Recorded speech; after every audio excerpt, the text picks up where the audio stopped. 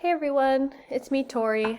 Um, there's a lot to unpack here for a 3 to 5 minute video.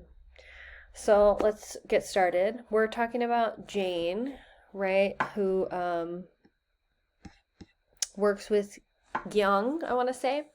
Okay, so if I were Jane, I definitely would start by having an open and honest conversation, which hopefully the that Jane has kind of set that tone from the beginning, right? And then just listen to Young's concerns. From this scenario, it seems like the biggest issue is not his ability to do the job, right? But it's him being left out and left out of important conversations. And I would want to better understand like what accommodations or different communications or styles or strategies um, that I could use to help him feel more included and to be more successful.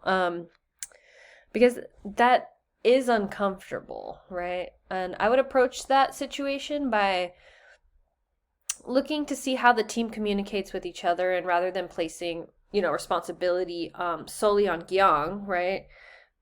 It's got to be everybody's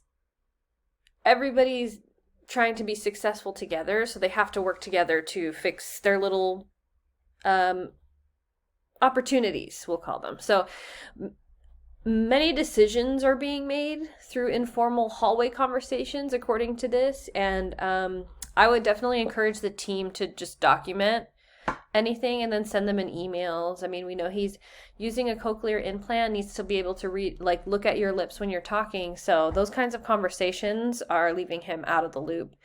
And I just would also remind team members that, you have to communicate in ways that are accessible to everybody. And especially when we're trying to be inclusive, right? So I think I would also need to consider that both Young's needs and the needs of the entire team. So it's important to be able to create that environment where he can fully participate without making him feel like singled out. It's clearly a sensitive topic, and anytime people kind of reach out in that way, he seems to get a little frustrated and doesn't want help. So I'd also need to consider workplace accessibility and then communication practices.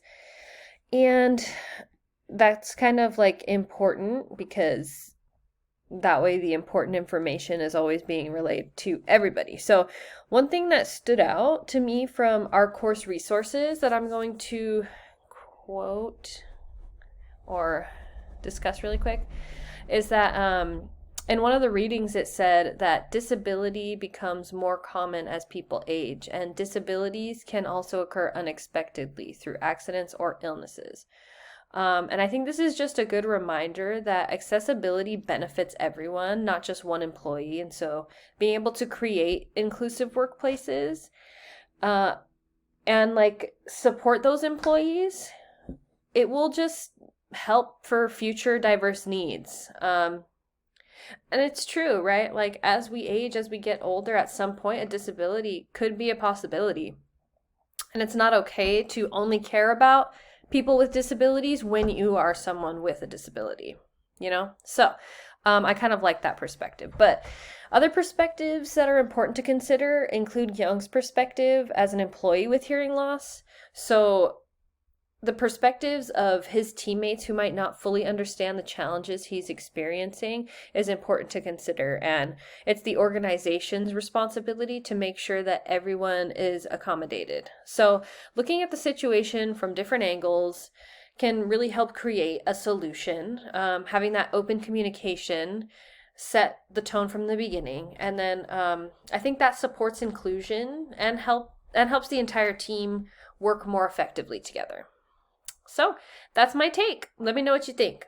Thank you.